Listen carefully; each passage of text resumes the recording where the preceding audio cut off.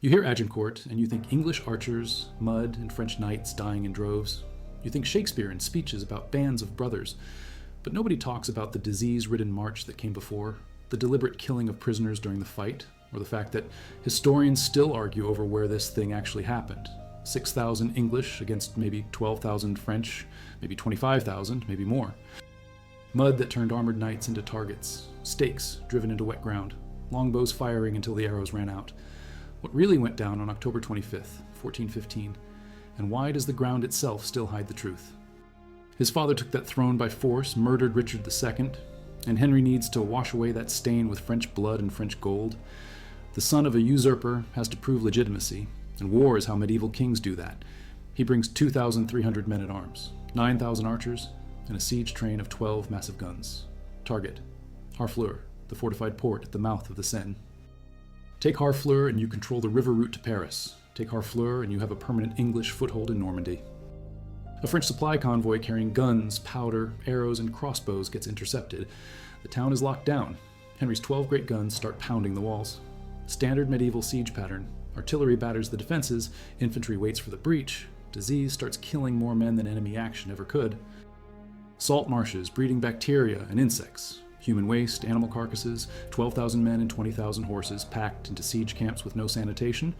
Dysentery hits. The English call it the bloody flux. Symptoms are what you expect: bloody diarrhea, dehydration, death.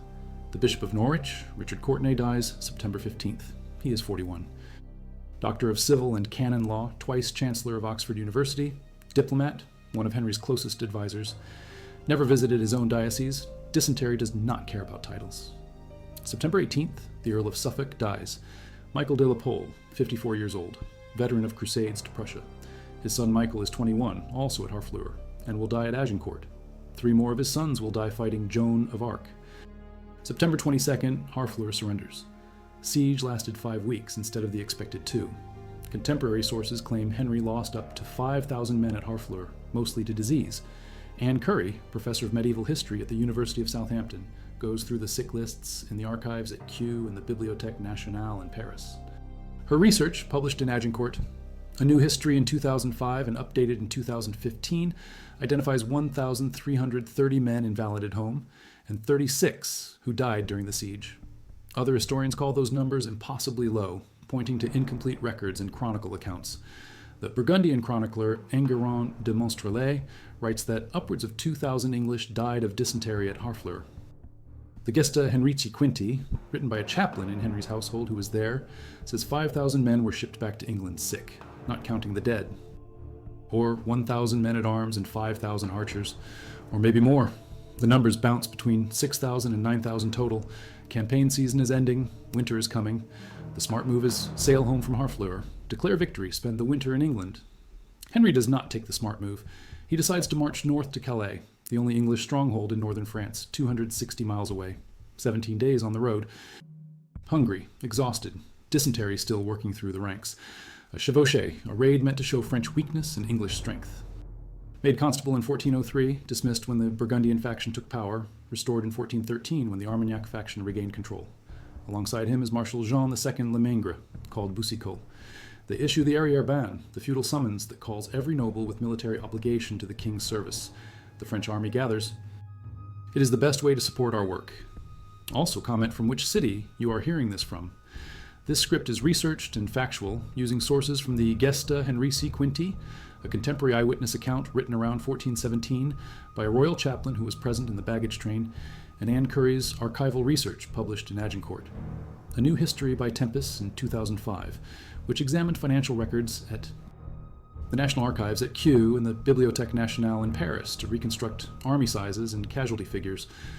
We also use battlefield archaeology studies published in the Journal of Conflict Archaeology by Tim Sutherland in 2006, and Michael Livingston's terrain analysis in the Journal of Medieval Military History in 2023. Now, back to the information.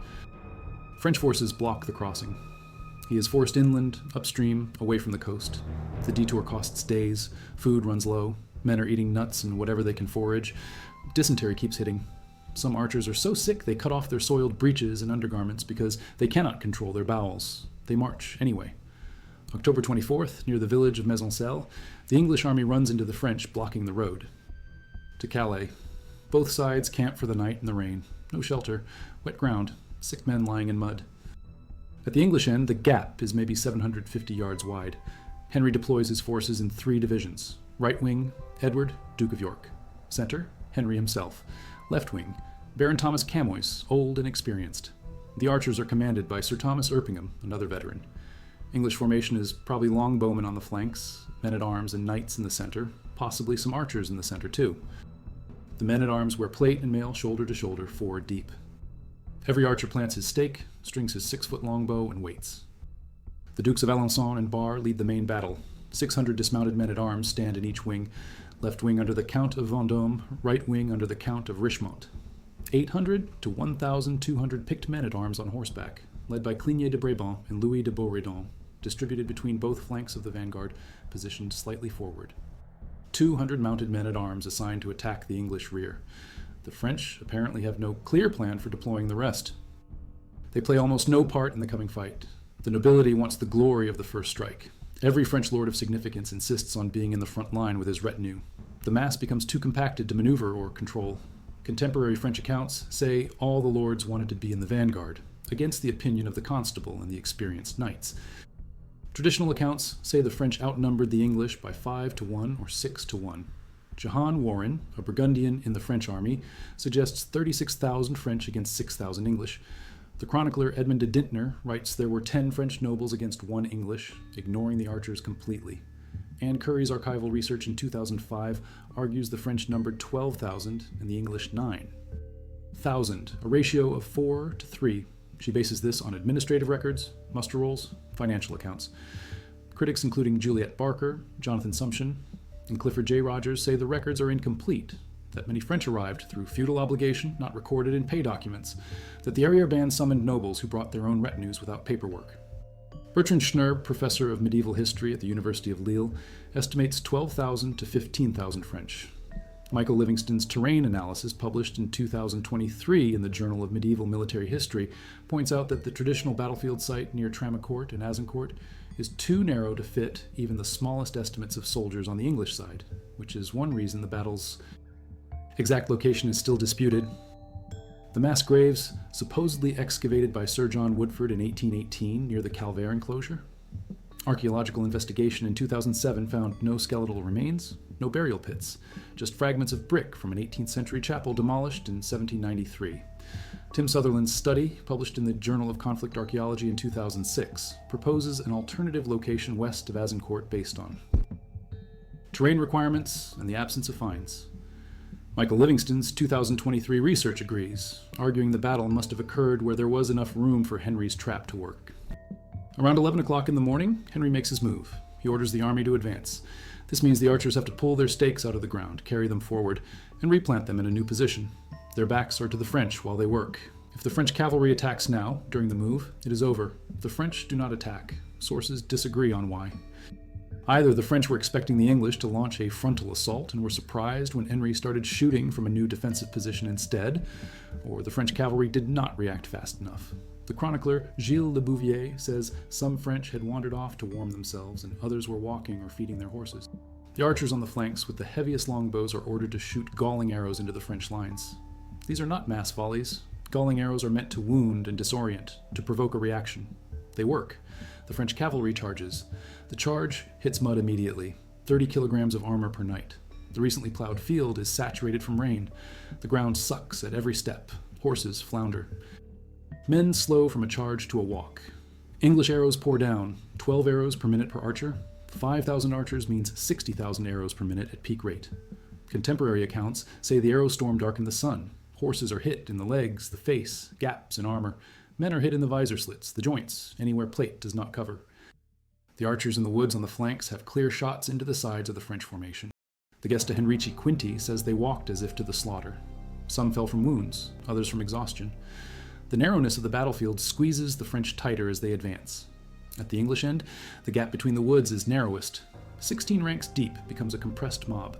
No room to swing weapons, limited visibility through narrow visors. Men at the front are pushed forward by their own lines pressing from behind. People are trampled. Same problem. The mud, the compression, the inability to use superior numbers. Within 2 hours, the English have won the main fight. French casualties are catastrophic. Constable Charles d'Albret is killed. The Duke of Alençon is killed. The Duke of Brabant is killed. The Duke of Bar is killed. Marshal Boucicaut is captured. The Duke of Orléans, the poet Charles d'Orléans, is captured. They hover at the edge of the field. Henry has prisoners. Hundreds, maybe thousands. French knights worth ransoms. Then news arrives. French forces are attacking the baggage train in the rear. The third line looks like it might reform for another attack. Henry is facing potential combat on two fronts with hundreds of armed French prisoners in the middle of his army. He makes the most controversial decision of the battle. He orders the prisoners killed, all of them except the highest-ranking nobles. Estimates of how many died range from dozens to 2,200. The order is eventually rescinded when it becomes clear the attack on the baggage train is not a serious threat from the French army, just locals looting, and the third French line withdraws from the field without engaging. But by then, the damage is done. Even French chroniclers at the time do not fault Henry for the order. Medieval warfare operates under different rules. Still, later historians label it an early war crime. His helmet's gold trim was chopped away during the fight. French losses are estimated at 6,000 to 10,000, the vast majority killed. Among the dead, 90 to 120 great lords and bannerets. 3 dukes, Alençon, Bar, and Brabant. 9 counts, Blamont, Dreux, Fauconberg, Grandpré, Marle, Nevers, Roussy, Vaucourt, and Vaudémont. 1 viscount, Puiset. An archbishop, the Constable of France, Charles d'Albret. An admiral, the Lord of Dampierre. The master of crossbowmen, David de Rambure, dead along with 3 of his sons. The master of the royal household, Guichard Dauphin, the prévôt of the marshals. According to the heralds who tallied the dead, 3,069 knights and squires were killed. At least 2,600 more corpses were found without coats of arms to identify them. Entire noble families wiped out in the male line. In some regions, an entire generation of landed nobility annihilated. The baileys of 9 major northern towns killed, often with their sons, relatives, and supporters. They settle on the name of the battle, Azincourt, after the nearest fortified place. Henry declares the battle won. The next morning, October 26th, Henry orders the killing of any wounded Frenchmen who survived the night on the field. All the nobility have already been taken as prisoners. Anyone left on the field is too injured to survive without medical care. It is not mercy, it is cleanup. Between 700 and 2,200 French nobles are captured and ransomed. Among them, Charles d'Orléans, who spends the next 25 years in English captivity writing poetry, Jean Lemengre, Marshal Boucicaut. These prisoners represent enormous wealth in ransoms, but also a strategic advantage. By the laws of chivalry, a prisoner's property cannot be seized because it would hurt his ability to raise his own ransom. The vast dominions of John of Bourbon in the south and Charles of Orléans in the center cannot be tapped for military resources as long as they remain captive. Henry might have calculated this would work better in his favor long term than immediate cash. In practice, some captive lords allowed their relatives to draw resources from their lands to contribute to the war anyway. Arrives in England in November to celebrations. November 23rd, 1415, London receives him with triumphal pageantry. Elaborate displays, choirs, processions through the streets to St. Paul's Cathedral. The Agincourt Carol is written around this time, possibly for Henry's reception. A rousing celebration of English might. The effect on national morale is massive. Agincourt comes after half a century of military failure. It repeats the success of Crécy and Poitiers and proves the English can still win. Charles VI, hearing news of the defeat, has another psychotic episode. The lack of unity in France gives Henry 18 months to prepare for a renewed campaign. When that campaign comes in 1417, it is easier because the political and military structures of Normandy have been devastated by Agincourt. The Treaty of Troyes in 1420 names Henry heir to the French throne and betroths him to Catherine of Valois, daughter of Charles VI. The treaty makes Henry regent of France. Had it lasted, we would have had a double monarchy of England and France. European history would look different. But Henry dies in 1422 at age 35. Cause of death, dysentery, the same disease that killed his men at Harfleur. He never inherits the French throne. His son, Henry VI, is 9 months old when his father dies. The advantage England gained at Agincourt lasts 14 years until 1429, when France defeats England at the Siege of Orléans. Joan of Arc leads the French resistance. By 1453, the English are expelled from all of France except Calais. The play immortalizes Agincourt in English culture.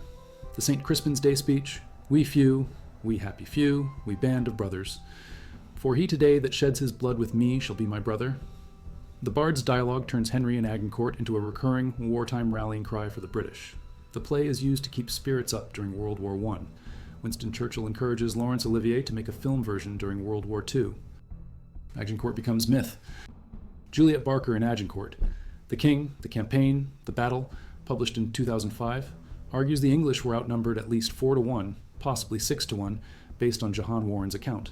She criticizes Currie's reliance on incomplete administrative records. The debate continues. Problems. Too narrow to fit the armies as described in sources, no archaeological evidence despite extensive searches. Alternative sites proposed by Tim Sutherland in 2006 and Michael Livingston in 2023, west of Azincourt, where terrain better matches the tactical requirements and there is room for the formations described in chronicles. Geophysical surveys in 2002 revealed possible grave pits south and east of the traditional site and the foundations of a chapel to the north, the Chapelle de la Gacogne, built by the Tremecourt family. Excavations in 2007 found brick fragments from the chapel demolished in 1793, but no skeletal remains, no burial features, no artifacts from the battle. The lack of finds is disturbing. Major battles leave archaeological traces: arrowheads, weapon fragments, personal items, coins. Towton in 1461 and Bosworth in 1485 yielded significant finds. Agincourt has yielded almost nothing at the traditional site. Terrain is crucial. Henry's tactic required enough room to deploy his archers on the flanks, protected by woods, with a funnel effect to compress the French advance. The traditional site is too narrow. If you calculate the minimum space needed for even the smallest army estimates and add room for maneuver, the math does not work. The traditional site appears too narrow to fit even the smallest possible raw numbers of soldiers on the English side. This conclusion has to be held up against the fact that despite significant field work in 2015, nothing attributable to the battle has been found on the assumed battlefield. Livingston reconstructs maps, reviews sources, applies experimental archaeology data on how much space medieval formations actually needed. His argument: the battle happened west of Azincourt, where there was enough room for Henry to set his trap. If this hypothesis is confirmed, it is possible that in attempting to protect an incorrect site, the correct site has been left unprotected and might eventually be destroyed. The narrow terrain compressed the French advantage in numbers into a disadvantage.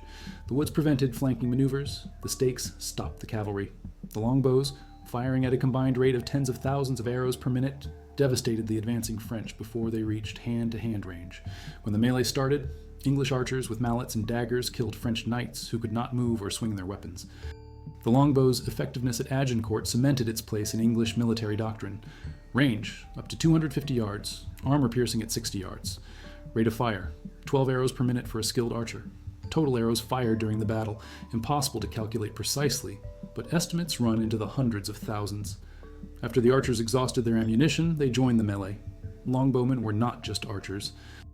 They were soldiers trained to fight in close combat after their arrows ran out. Transition to hand-to-hand combat.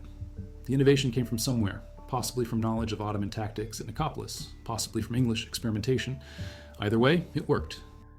Failing to attack when the English were repositioning and vulnerable, charging across muddy plowed fields instead of waiting for better ground, compressing into a formation so tight that soldiers could not use their weapons, not having a clear plan for deploying the second and third lines. These mistakes were not inevitable. Constable d'Albret and Marshal Boucicaut were experienced warriors. They knew better. But they could not control the high-ranking nobility whose retinues formed a significant part of the army. Pride overruled tactics.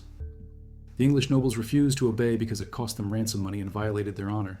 Henry had to use archers, who were not bound by chivalric codes and did not expect ransoms, to carry out the killings. Estimates of how many died range from a few dozen to over 2,000. The exact number is unknown. What is known: the order was given, prisoners were killed, and the killings stopped when the threat passed. Contemporary sources do not condemn Henry. The Gesta Henrici Quinti does not criticize the decision. French chroniclers do not fault him. Medieval warfare accepted that a commander might order prisoners killed in extremis. Ransoms were valuable, but survival was more valuable. Modern historians are less forgiving.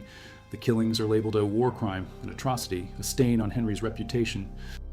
But applying modern standards to medieval actions is complicated. The rules were different. Henry operated within a framework where such decisions, while harsh, were understood. The Armagnac faction, which bore the brunt of the casualties, lost its ability to resist Burgundian ambitions. Within days, the Burgundians seized Paris. France, already torn by internal conflict, descended into civil war that lasted years. The loss of so many experienced commanders meant that when England renewed the war in 1417, France struggled to mount effective resistance. Normandy fell in 1419. The Treaty of Troyes in 1420 seemed to seal English victory. It gave England a temporary advantage that lasted 14 years. The battle's real impact was not strategic, but symbolic. It proved the English could defeat the French despite being outnumbered. It established the longbow as a weapon that could break heavy cavalry. It showed that terrain and tactics could overcome numerical superiority. A sick, exhausted English army, reduced by disease and hunger, blocked by a much larger French force, wins against the odds through superior tactics and enemy mistakes. The story fits a narrative of English resilience and courage. Shakespeare's dialogue turns it into legend. The Agincourt Carol celebrates it as divine favor. Generations of British schoolchildren learn about it. During World War I and World War II, Agincourt is invoked as proof that the British can win when outnumbered. Nationale argues the traditional narrative overstates English disadvantage in French numbers. Her findings: English around 9,000, French around 12,000, a ratio of 3 to 4, not 1 to 5 or 1 to 6. If accurate, this changes the story. The English were not vastly outnumbered underdogs pulling off a miracle. They were a smaller but well-led force that exploited terrain and French mistakes. Critics of Currie's research point to incomplete records. The Arriere Band summoned nobles through feudal obligation, not pay contracts. Many French participants would not appear in administrative documents. Chronicle accounts, while often exaggerated, provide details that administrative records miss. Jehan Warren was there, fighting in the French army. His estimate of French strength is higher than Currie's. Jean Lefebvre de Saint-Remy was there, an eyewitness. Enguerrand de Monstrelet compiled accounts from participants. These sources have biases, but they also have details. The debate between archival evidence and chronicle testimony continues. Tim Sutherland's 2006 survey found no arrowheads, no weapon fragments, no medieval coins. The 2007 excavations found no skeletal remains in the area marked as mass graves on 18th century maps. Metal detecting in 2015 turned up modern material, an older material, but nothing from 1415. Either the battle was not fought where we think it was, or 600 years of agriculture and human activity have erased the evidence. Formation spacing. His conclusion: the traditional site does not fit the story. The battle must have happened elsewhere. If he is right, the real battlefield might be unprotected, subject to development, at risk of destruction. Anne Currie was heavily involved in commemorations as chair of trustees of the Agincourt 600 charity, which distributed £1 million from the British government. October 25, 2015, she spoke in English and French at the inauguration of a new monument on the battlefield. Battlefield singular, because officially there is still only one designated site, even though researchers question its accuracy. The museum lists names of combatants from both sides who died in the battle. Names compiled from chronicles, administrative records, ransom documents, letters. The Soldier and Later Medieval England database, created by Anne Currie and funded by the Arts and Humanities Research Council, contains records of soldiers serving between 1369 and 1453. Agincourt 600 section of the database identifies thousands of individuals who were part of the 1415 campaign. This enables verification of family claims about ancestors at Agincourt. Many such claims, dating from the late 16th century when families incorporated Agincourt into coats of arms for prestige, turn out to be spurious. Remy Amboul, lecturer in medieval history at Southampton, examined around 100 contracts for ransoms of prisoners taken at Agincourt. The contracts show a wide spectrum of society held for ransom, not just knights. This questions the idea of the famous massacre at the end of the battle. If the massacre took place, it was not discriminatory. Greater soldiers were not spared at the expense of lower ranks. The prisoners killed during Henry's order included men of various ranks. The prisoners who survived and were ransomed also came from various ranks. He calculated Henry hired ships at 3 shillings 4 pence per ton. Around 250 foreign ships were hired. Around 400 vessels requisitioned from English merchants, and around 50 ships assigned to protect the transport fleet crossing the Channel. Total, around 700 ships, not 1,500, and the larger proportion was English, not foreign. Draw weight, 80 to 150 pounds. Arrow length, around 30 inches. Effective range, 200 to 250 yards. Armor-piercing range, 60 yards. Rate of fire for trained archers, 10 to 12 arrows per minute. Training required, years of practice from childhood. Skeletal evidence from medieval archer burials shows distinctive bone changes in the shoulder, arm, and spine from repeated use of heavy draw weight. Bows. Dental evidence from some archer remains shows grooves worn in teeth, possibly from holding arrows or other gear. Arrows were carried in quivers or stuck in the ground within easy reach. Estimates of how many arrows each archer carried vary from 24 to 48. If each of 5,000 archers carried 30 arrows and fired them all, that is 150,000 arrows. If they carried more or were resupplied, the number climbs higher. Rain in the days before the battle turned plowed fields into quagmire. French knights in full plate armor weighed down, sinking, struggling. Horses unable to charge. One chronicle says they walked as if drunk. Another says they fought as if to the slaughter. The mud made cavalry useless and turned infantry into slow-moving targets. It exhausted the French before they reached the English line. It caused men to fall and be trampled by those behind. The mud was as much an English weapon as the longbows. Archaeological surveys found a demolished chapel, not graves. The truth is somewhere in the mud, and the records in the gaps, where evidence should be but is not. Joan of Arc turned the tide in 1429. By 1453, the Hundred Years' War ended with French victory. England kept Calais until 1558, then lost that too. All Henry's conquests were reversed. The story is too good to let go even when historians complicate it with debates about numbers and locations. The core truth holds. October 25th, 1415, near a village called Azincourt, the English defeated the French. The rest is details. They matter because understanding how and why Agincourt happened teaches us about medieval warfare, about tactics and terrain, about leadership and mistakes, about what disease does to armies and what desperation does to men. The English won, not because God favored them, or because they were inherently superior, but because they used the ground, exploited enemy errors, and fought with everything they had.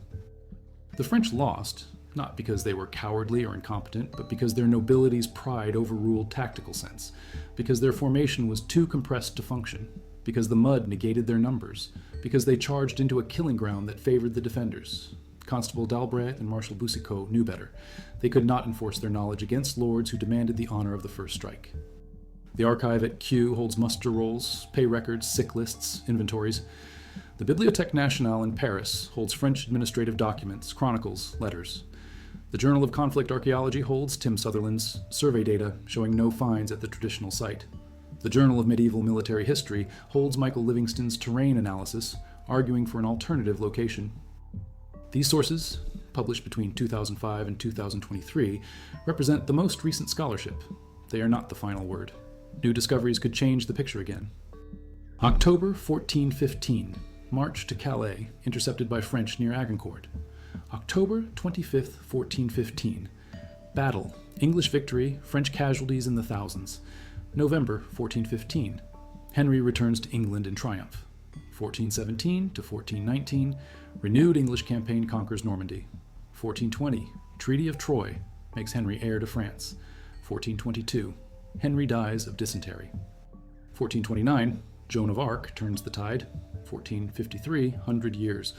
War ends, France victorious. The odds were not as impossible as legend claims. The band of brothers killed, surrendered prisoners.